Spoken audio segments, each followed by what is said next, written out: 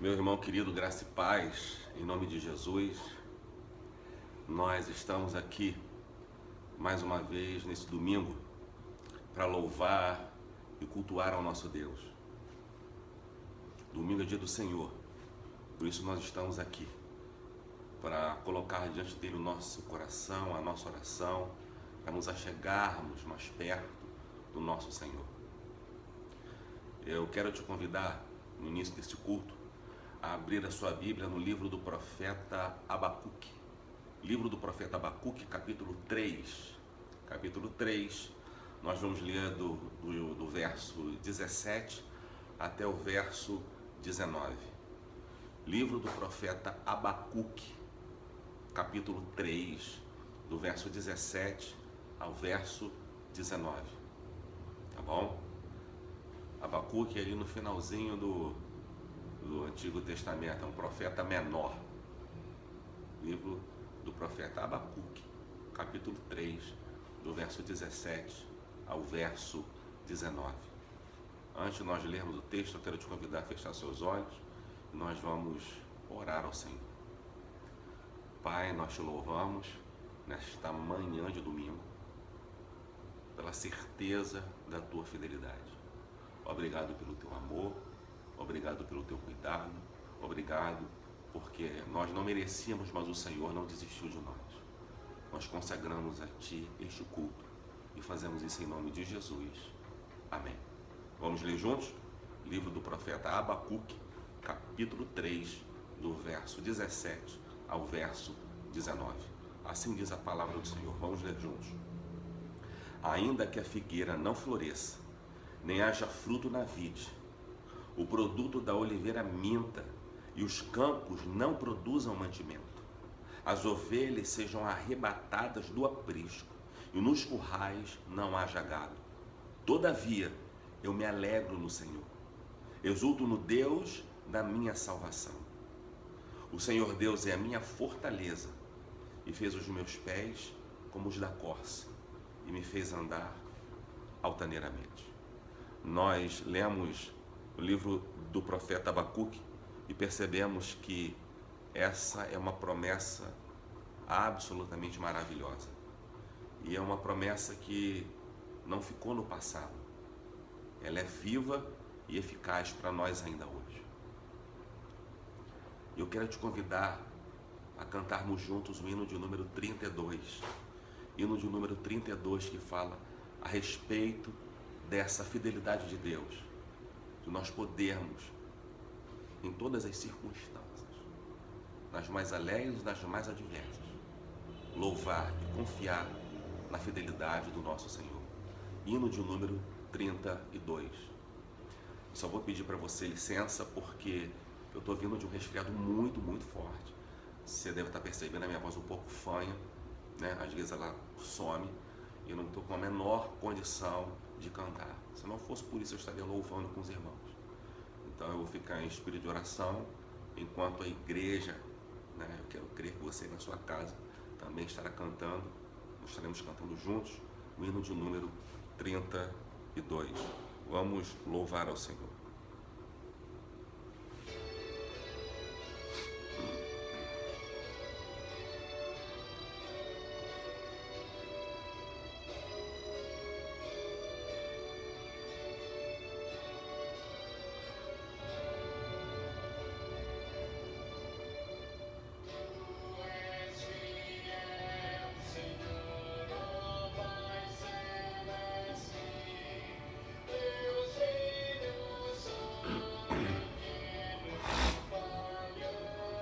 É verdade, Senhor.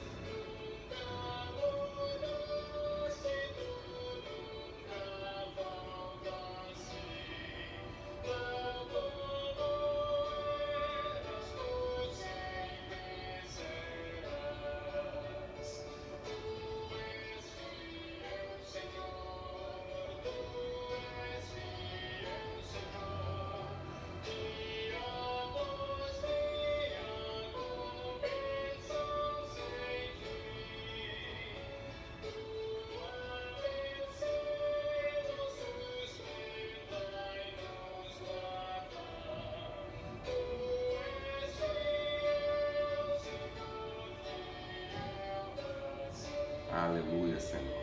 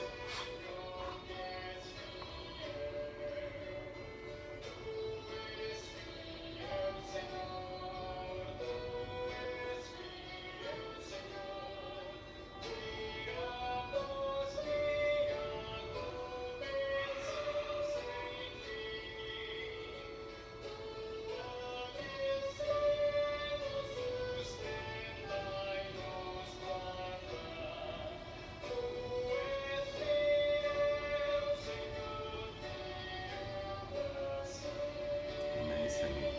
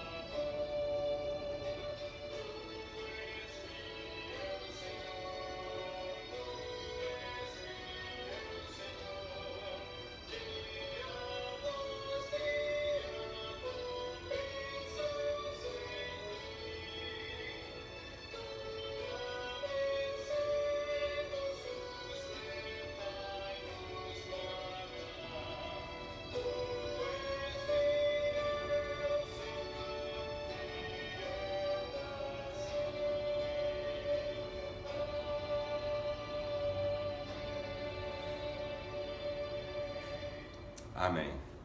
Louvamos a Deus pela sua fidelidade.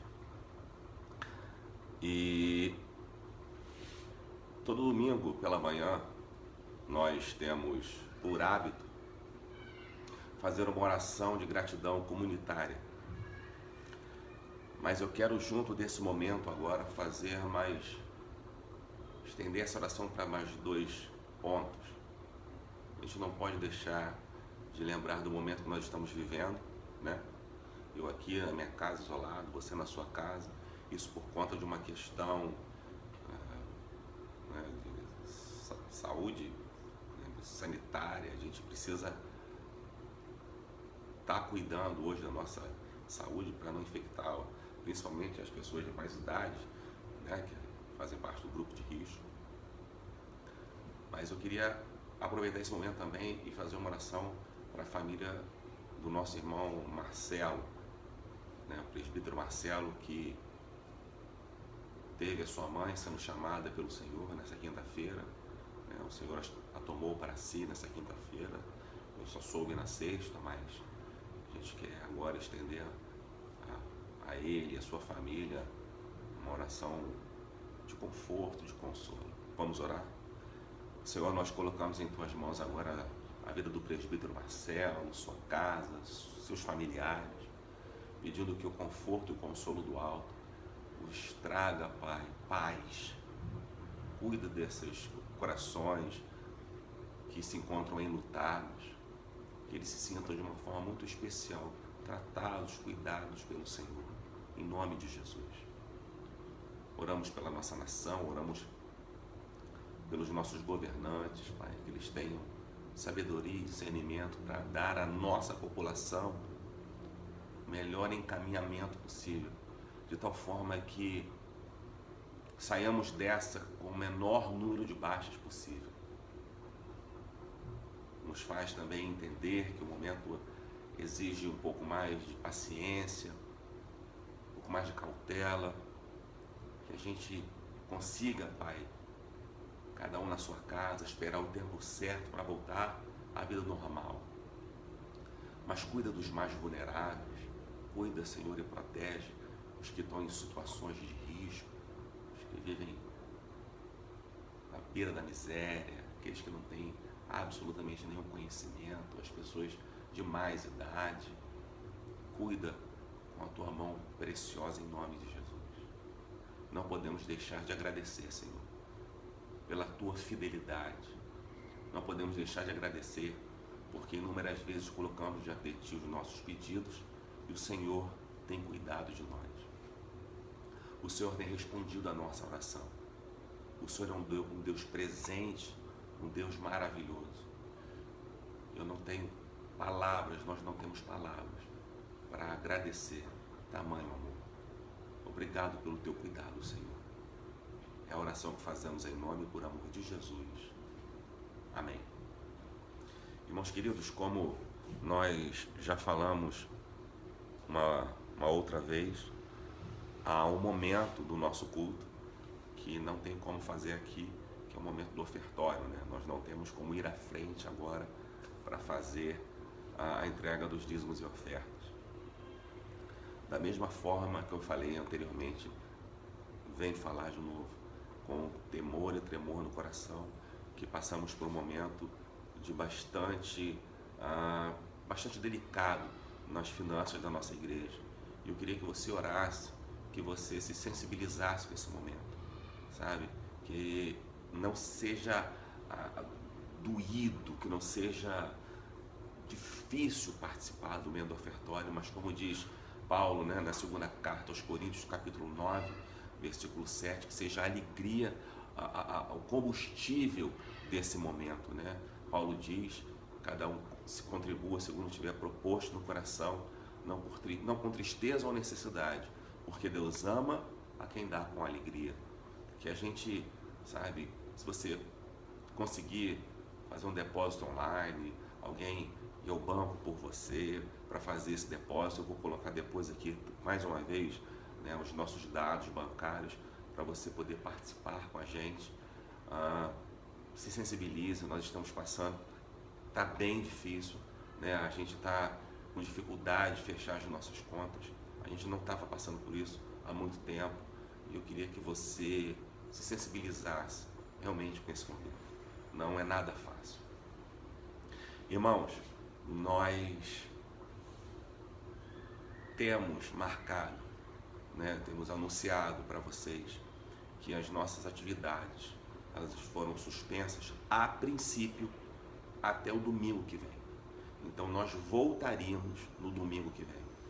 Mas o conselho se reunirá essa semana e nós teremos que deliberar a esse respeito. Se é saudável, se é arriscado, se é correto, se é uma temeridade. Nós precisamos, como liderança da igreja, entender que é um rebanho que Deus nos deu, esse doce privilégio de conduzir.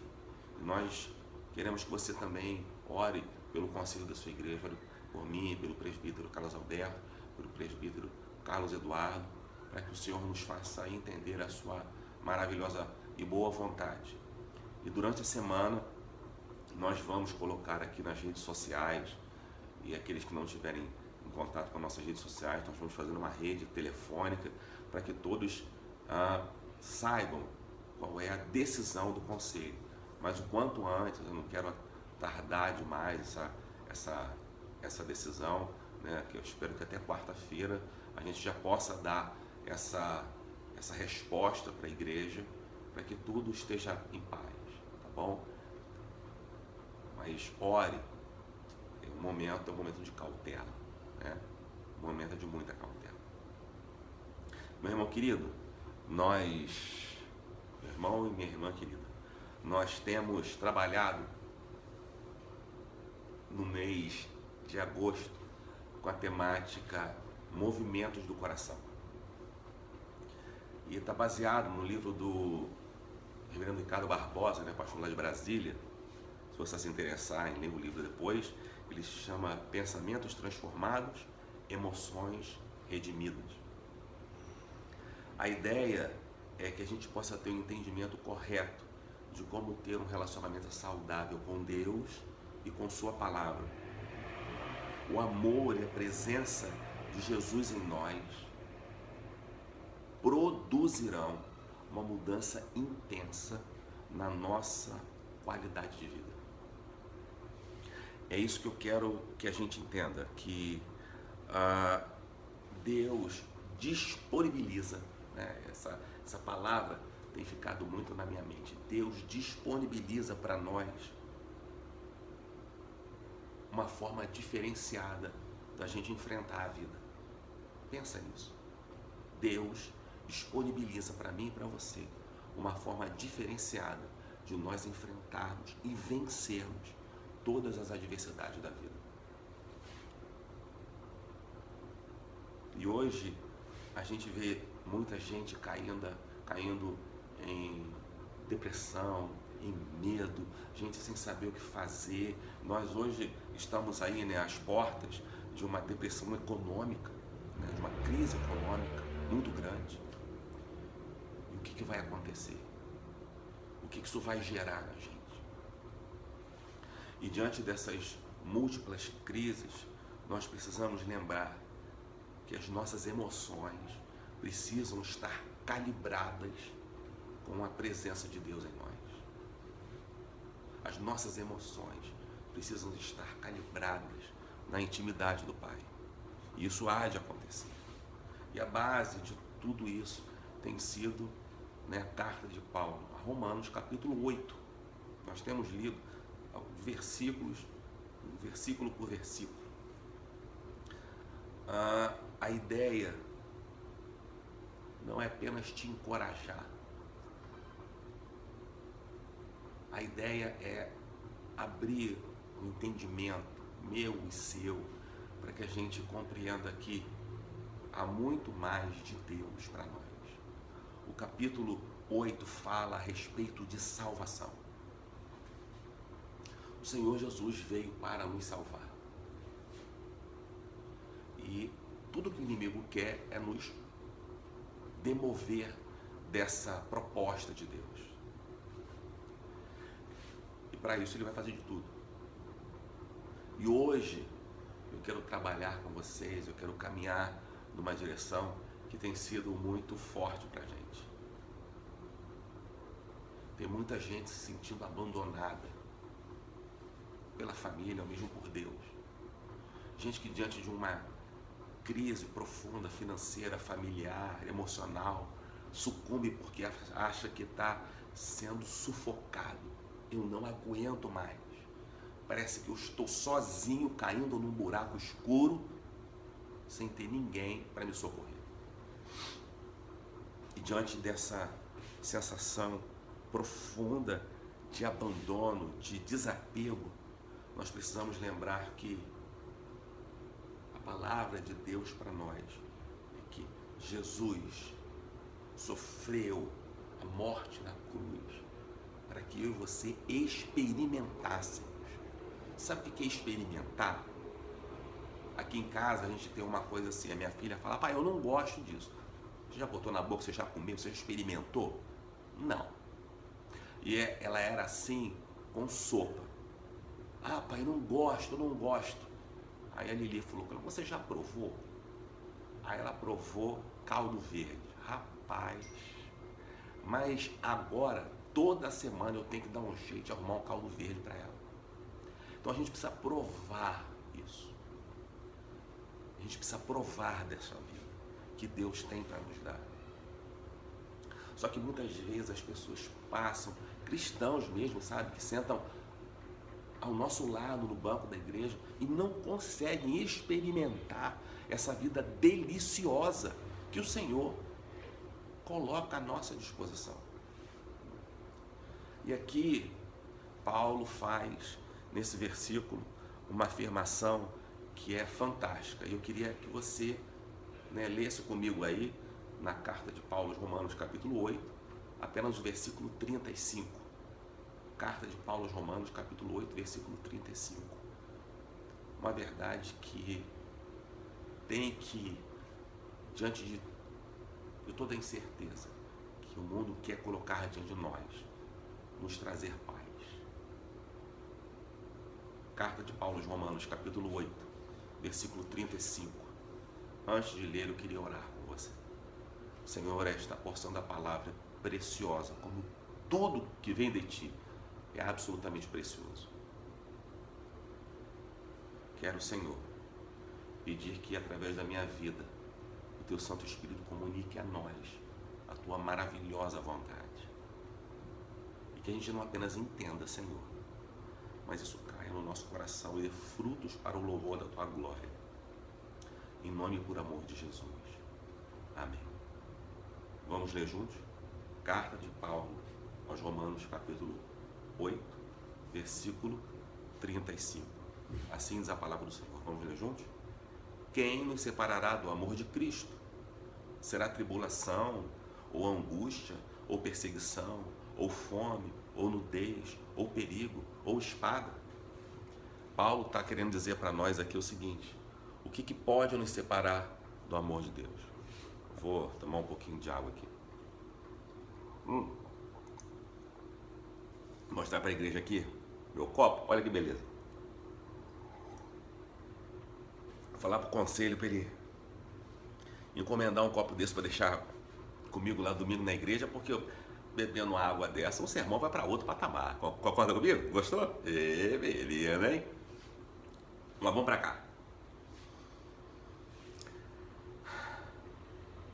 Paulo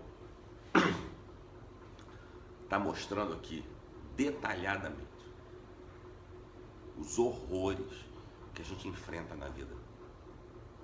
E ele fala aqui, né, que a gente são problemas de ordem emocional, financeira, familiar e física. Crises profundas que a gente enfrenta. Tribulação, angústia, perseguição, fome, nudez, perigo, espada. Espada aqui, obviamente, ele está falando a respeito de Roma, né? Os imperadores romanos perseguiam e matavam os cristãos. Ser cristão naquela época poderia significar exatamente viver ou morrer. E diante de todas essas crises, Paulo quer nos levar a entender o seguinte: nós somos o povo escolhido de Deus. Nós somos o povo escolhido de Deus. E ele quer deixar de forma bastante clara, transparecer. Para mim, a gente tem que entender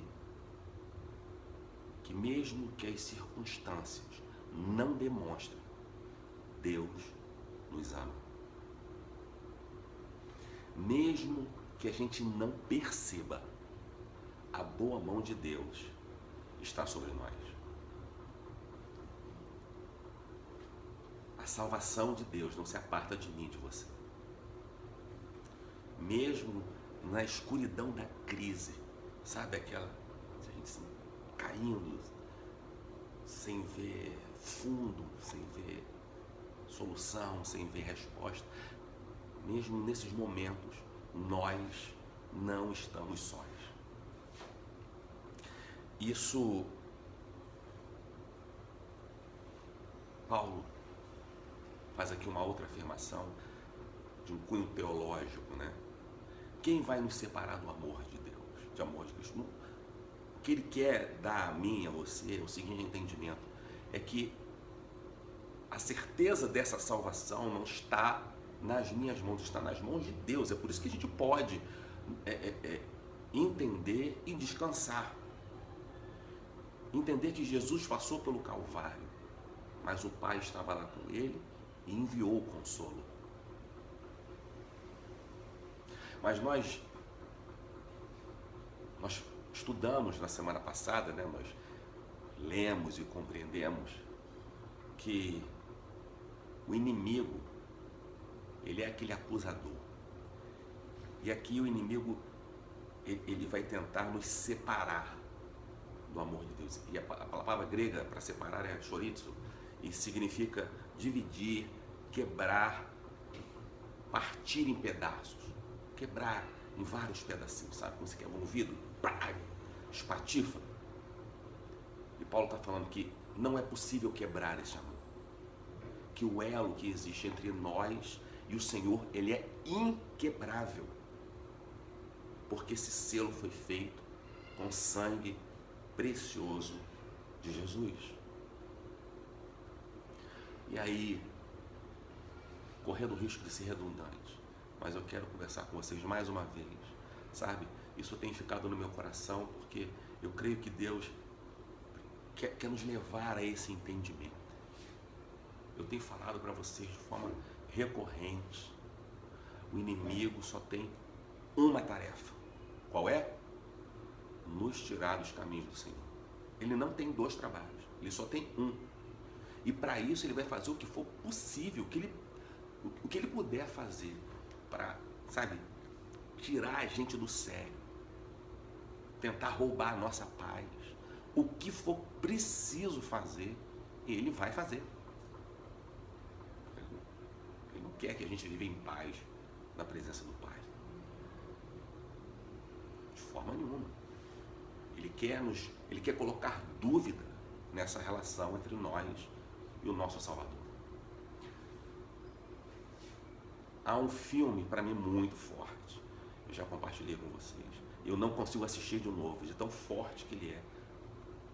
Aquele filme, A Paixão de Cristo, né? A cena onde Jesus é chicoteado, aquele negócio para mim me salta aos olhos assim, de várias maneiras. A cena em si é forte, mas é saber que aquele chicote ali era para mim, e eu sou responsável em parte, né? Os meus pecados, por aquelas pancadas que o meu Salvador estava tomando. E naquele momento doído, sofrido da existência de Jesus Cristo. No filme a gente vê, né, uma figura que tipifica o diabo segurando uma criança em seus braços. Como que dizendo assim: olha como cuido do meu filho. Olha como seu pai cuida de você. O inimigo quer fazer isso. Ele quer colocar essa dúvida na nossa mente. Será que Deus nos ama mesmo? Será que Ele não está vendo o que nós estamos vivendo, essa realidade? E aí o que a gente vai fazer? Nós vamos fingir que os problemas não existem. Nós não vamos dar valor a esta realidade de forma nenhuma. O próprio apóstolo Paulo se preocupa em responder a esse tipo de indagação no verso 18 do capítulo 8, quando ele diz: porque para mim, olha que beleza, porque para mim tenho por certo que os sofrimentos do tempo presente não podem ser comparados com a glória a ser revelada em nós. O sofrimento do tempo presente não tem a menor comparação com a glória a ser revelada por Deus a nós.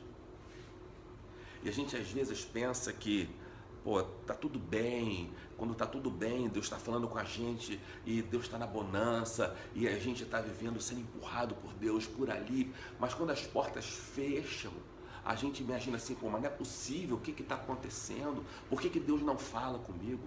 Deus não fala com a gente só na bonança, meu irmão, minha irmã. Deus falou com Jonas na barriga do peixe quando ele estava lá no fundo do mar. Deus falou com José quando ele estava na prisão. E a gente faz as contas ali, José passou em torno de 15 a 17 anos preso,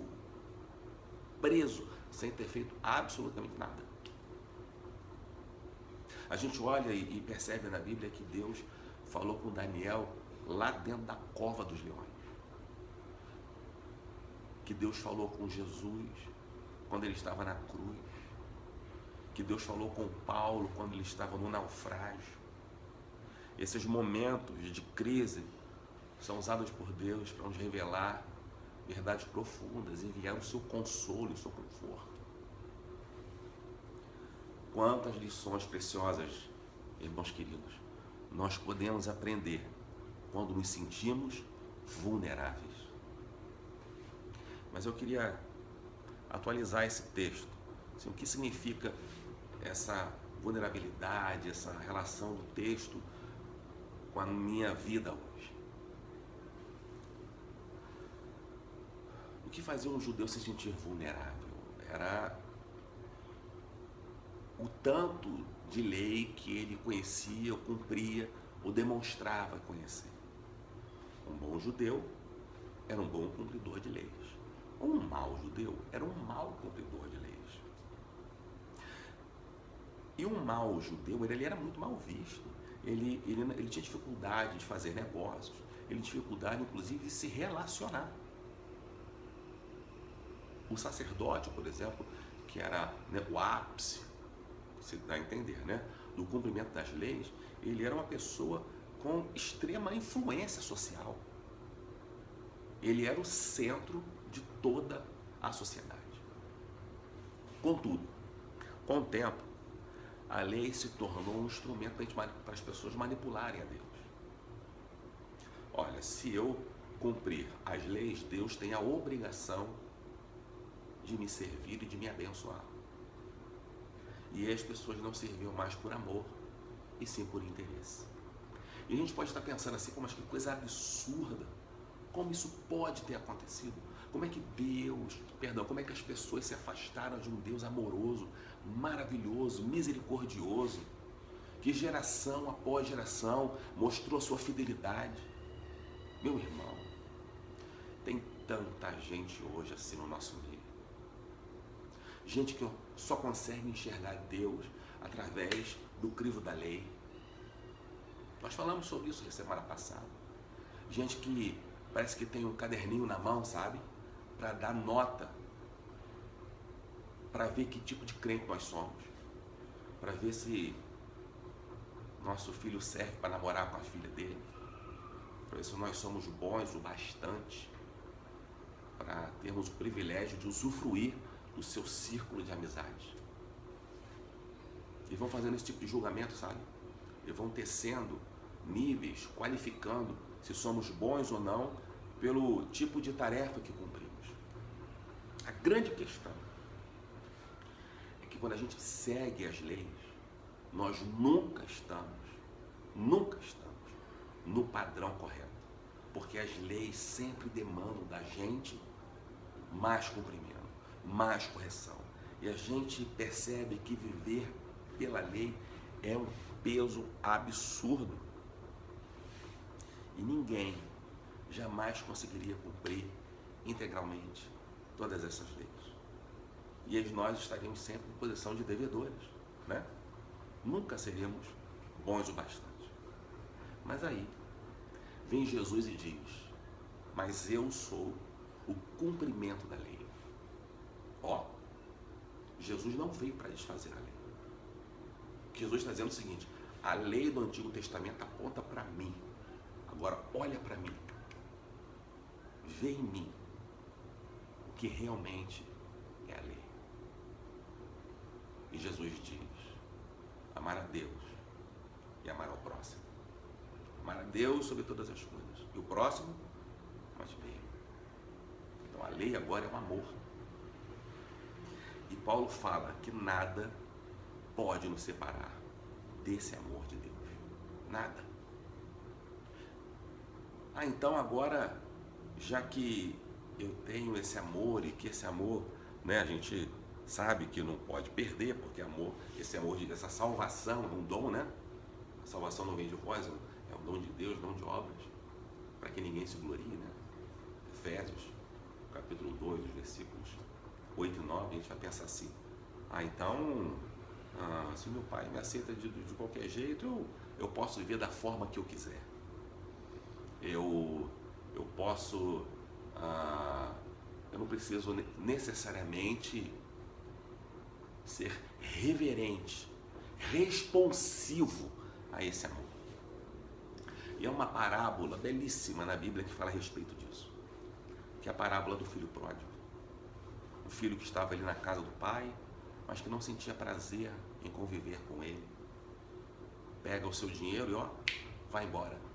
Vai viver sua vida. Bebida, mulheres, festas. E aí um dia, tudo acaba. E ele se percebe no fundo do poço e pensa assim, não dá para ir mais fundo que isso. Eu perdi tudo. E aí ele se sente só. E aí ele se sente abandonado. E aí ele se sente traído. E ele pensa, vou voltar para o meu pai. E quando ele volta para o pai, e o pai dá a ele, a gente sabe, né?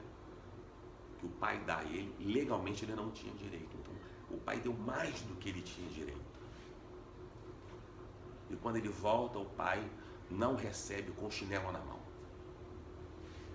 O pai não recebe com o dedo em riste. O pai não recebe com um discurso agressivo. O pai o abraça. O meu filho que estava perdido foi achado. Estava morto e reviveu. E a gente precisa entender e encarnar essa realidade. Sabe?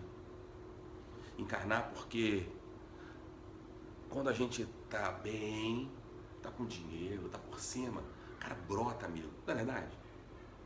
Tem gente que se diz seu amigo, você não sabe nem de onde veio. Nem de onde veio. Agora, quando você tá por baixo, quando você tá perdido, quando você tá desorientado, precisamos de alguém para te dizer assim, eu sei qual é o caminho de volta para a alegria. Eu sei qual é o caminho de volta para a abundância. Eu sei qual é o caminho de volta para a paz, para a vida plena. Tem um amigo que nunca nos abandona. E esse amigo é Jesus Cristo. E Jesus está talhando, sabe o que é talhar? Cortar madeira, cortar às vezes pedra e mármore, talhando a mim e a você para nos transformar em pessoas mais parecidas com Ele. Minha oração, o meu desejo, o meu sonho é que na igreja do Sinai nós nos transformemos nesses discípulos forjados com o caráter de Cristo, para que o cansado, o sobrecarregado, entre nós encontre conforto, encontre paz, encontre comunhão. Porque não se engane, o que está matando o nosso tempo não é falta de dinheiro, o que está faltando no mundo, não é matando o nosso mundo, são as drogas, é a falta de amor.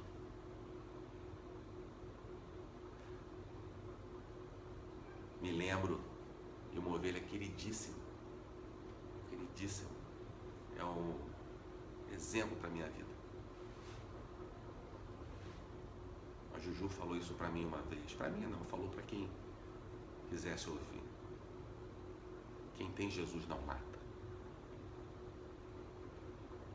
O que o nosso tempo precisa não é de dinheiro, precisa de gente como eu e você, dispostas a ser como Jesus, para levar ao perdido, ao abandonado, a alguém que está em desespero, paz, vida plena e abundância. Só que esses momentos são reais, né? A gente não pode negar que esses momentos de angústia, eles acontecem. Mas Jesus disse para mim e para você, no mundo passareis por aflições, mas tem de bom ânimo, eu venci o mundo. E ele ainda garantiu que nós nunca estaremos sós, porque ele disse, eis que estarei convosco todos os dias. Está garantido.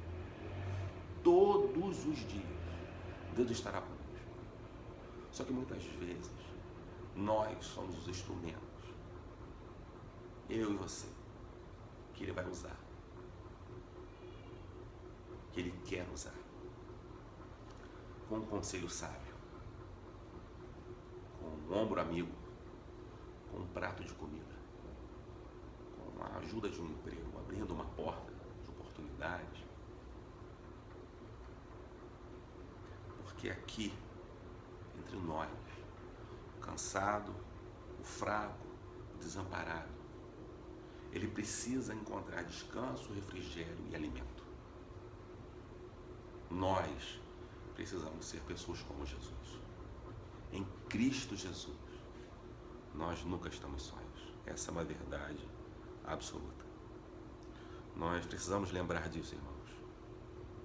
E eu queria te levar a entender o seguinte, que a vida é feita de escolhas. Nós podemos escolher olhar para o problema, ou nós podemos escolher olhar para Jesus. Diante de tanta adversidade que você possa estar vislumbrando, talvez já vivendo, se sentindo em agonia, eu quero te convidar a jamais duvidar do amor do Senhor. E entender que Ele não te abandona, Ele jamais te abandonará. Aceite o cuidado de Jesus. O apóstolo Paulo, na segunda carta aos Coríntios, capítulo 11, a partir do verso 22, ele vai narrando uma história da sua vida. Um momento onde muitos de nós provavelmente enlouqueceríamos diante de tanta adversidade. Ele enumera alguns dos muitos problemas que ele viveu. Assim diz a palavra do Senhor, 2 Coríntios, capítulo 11, a partir do verso 22. São hebreus? Também eu. São israelitas? Também eu. São da descendência de Abraão? Também eu. São ministros de Cristo? Falo como fora de mim.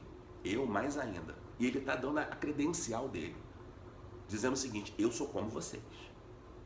Eu também faço parte desta família. Agora presta atenção no que ele passou. Em trabalhos, muito mais em prisões, em açoites sem medida, em perigos de morte muitas vezes.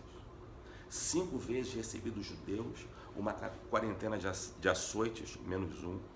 Fui 3 vezes fustigado com varas, uma vez apedrejado, em naufrágio 3 vezes, uma noite e um dia passei na voragem do mar, em jornadas muitas vezes, em perigos de rio, em perigos de salteadores, em perigos entre patrícios, em perigos entre gentios, em perigos na cidade, em perigos no deserto, em perigos no mar, em perigos entre falsos irmãos, em trabalhos e fadigas, em vigílias muitas vezes, em fome e sede, em jejum muitas vezes, em frio e nudez, problema financeiro, porque quem passa fome e passa frio é porque não tem dinheiro para comer nem para se agasalhar.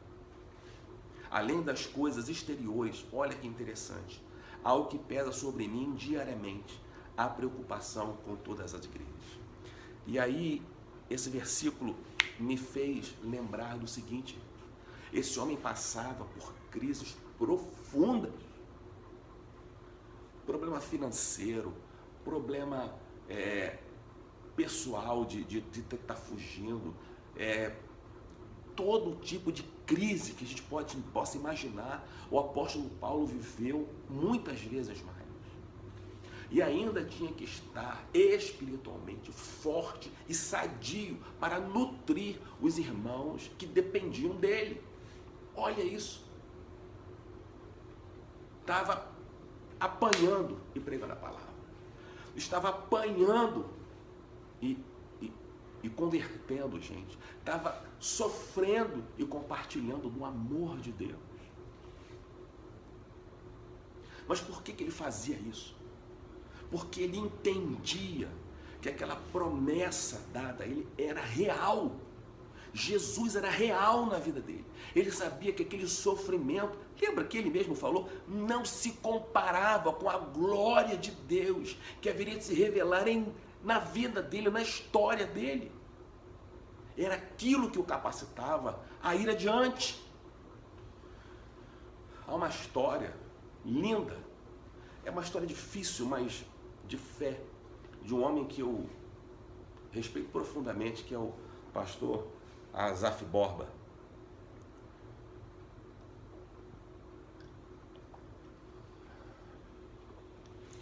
Ele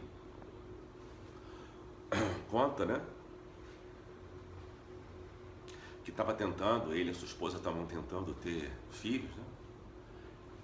E ela havia perdido a primeira gestação, havia perdido a segunda gestação, e eles estavam assim, emocionalmente moídos. E aí ela conseguiu engravidar, e eles não falaram nada para ninguém, para não criar expectativa neles e nos outros. Mas quando ela passou pelo terceiro mês, né, e os médicos dizem isso, né, que quando se passa do terceiro mês, a chance de ir até o final da gravidez é muito maior.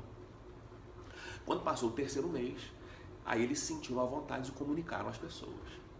Cara, aquela alegria, né, aquela felicidade. Eis que um dia toca o telefone, casa, era a esposa dele, dando a ele a notícia que ele menos queria ouvir. O namoro aconteceu, fui ao banheiro, tive hemorragia e nós perdemos o nosso bebê. E naquela noite, ele tinha uma célula para dirigir. Naquela noite, as pessoas queriam ouvir do pastor a palavra de Deus. É muito forte. É muito forte. Ele diz que foi para lá, assim, Senhor, fala o meu coração, porque eu estou vazio, mas me usa. Ele diz que chegou naquela reunião,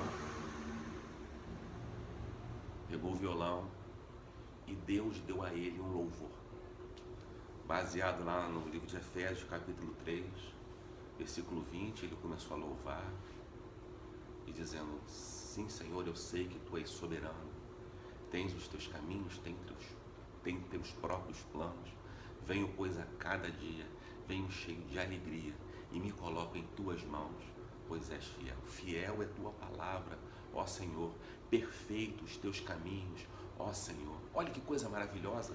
E o refrão diz, porque eu sei que Deus pode fazer infinitamente mais. A gente olha e canta esse louvor imaginando assim, o cara quando escreveu isso aí, devia estar andando de nuvem, né? Devia estar voando de tanta presença de Deus. E é verdade. E é verdade. O que a história nos conta é que ele estava na presença de Deus, porque ele desejou saborear aquilo que Deus havia prometido para ele. Eu vou cuidar de você. E a história diz que no final de um ano, ele e sua esposa tiveram o privilégio de segurar no colo seu primeiro filhinho. Acho que era uma menina, estou bem certo. A gente olha por esse tipo de situação, de aperto, quando a gente imagina assim, cara, não dá mais, eu não aguento mais, isso é muito pesado, quem é que vai vir em meu socorro, quem pode me ajudar? Paulo diz, ouvindo a voz de Deus, né? Deus falando com ele, a minha graça te basta, porque o poder se aperfeiçoa na fraqueza. De boa vontade, pois, mas me gloriarei nas fraquezas, para que sobre mim repouse o poder de Cristo. Não significa dizer que é bom, sabe, Deus, que é bom passar por sofrimento, que Deus é masoquista e tem prazer em ver os seus filhos sofrendo. É evidente que não é assim, porque se o pai, eu sou pai, eu não quero ver a minha filha sofrendo, muito menos Deus quer que eu e você passamos por qualquer tipo de situação assim, mas às vezes isso é necessário, faz parte da vida. O que a gente precisa entender é que essa salvação não aponta só para a eternidade, ela é viva hoje. Deus me salva da possibilidade de não cair em depressão, Deus me salva da possibilidade de enxergar um horizonte diante de nada. Eu posso crer nisto. Porque lá em 2 Coríntios, capítulo 5, verso 7, diz que nós andamos por fé e não pelo que vemos. Há poder no nome de Jesus, eu creio nesse nome poderoso para fazer infinitamente mais do que os meus olhos então estão vendo. Nós precisamos, irmãos, irmãs, crer que esse Deus é absolutamente fiel e justo para nos separar, para nos levar adiante, e que nada pode nos separar desse amor, nada. Agora, meu irmão, essa é uma verdade para ser vivida. Creia, Ele nunca te abandonou. Creia, você nunca esteve só. Nunca. Nunca esteve só. Compartilhe da comunhão de Deus. Compartilhe da comunhão do Espírito Santo do Senhor. E a paz que excede todo entendimento nos guiará na direção certa. Nos guiará para o propósito absolutamente maravilhoso que Deus na eternidade já desenhou para mim e para você. Vamos orar? Senhor, te agradecemos porque podemos confiar nas tuas promessas. Nos ensina, Senhor, a saborear, a provar essas promessas. A entender que isso não ficou no passado. Não é uma verdade separada para pessoas especiais, mas é para todos quantos se dispuserem a andar confiadamente no Senhor. A paz que excede todo entendimento, a vida plena, a paz abundante está à nossa disposição. Não permita que o inimigo consiga criar uma brecha nessa relação para nos fazer sentir menores, não amados, esquecidos. Não é verdade. Nós lemos que há relatos abundantes de irmãos nossos que passaram também por crises profundas, mas confiaram e continuam confiando na voz doce do Senhor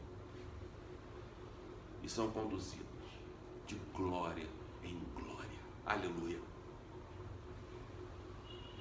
Nós não precisamos caminhar sós, porque tu estás conosco. O Senhor muda o nosso emocional quando nós entendemos essa verdade. Mas isso não é uma verdade para daqui a 100 anos. Não é uma verdade é uma verdade para todos os dias. Para podermos usufruir de uma vida absolutamente maravilhosa, milagrosa na tua presença. Faço essa oração no nome precioso e único de Jesus. Amém. Meu irmão querido, venho te lembrar, essa semana nós vamos enviar para você, pelo nosso grupo de WhatsApp ou por telefone, a comunicação a respeito do que nós vamos, do concernente, né, às atitudes do conselho com relação às nossas reuniões, ok? Mas eu espero, né, não estar mais gripado essa semana. Eu vou colocar no nosso grupo de WhatsApp uma devocional para a gente poder fazer a reunião de oração em casa, cada um na sua casa, tá bom? Um momento de oração, um texto, um louvor, para que a gente tenha também um tempo de reunião de oração em casa na quarta-feira, tá bom? Deus te abençoe, que você tenha uma semana vitoriosa, não pelo que você vê, mas pelo que você crê, sabendo que Deus tem infinitamente mais para nos dar, sabendo que nada, não tem problema, por mais forte que seja, que possa nos separar do amor de Cristo. Esse amor que quer fazer de mim e de você pessoas como Ele, vencedores para o louvor da glória do nosso Deus. Vamos orar e sermos despedidos com a bênção apostólica. Meu irmão querido, minha irmã querida, que a graça de Jesus Cristo, nosso irmão mais velho, um exemplo, o nosso único e eterno Salvador, o amor de Deus, o nosso Pai, e que as maravilhosas consolações do Espírito Santo sejam comigo, com você e com todo o povo de Deus esperado pela face da terra, hoje e sempre. Amém. Deus te abençoe e uma boa semana.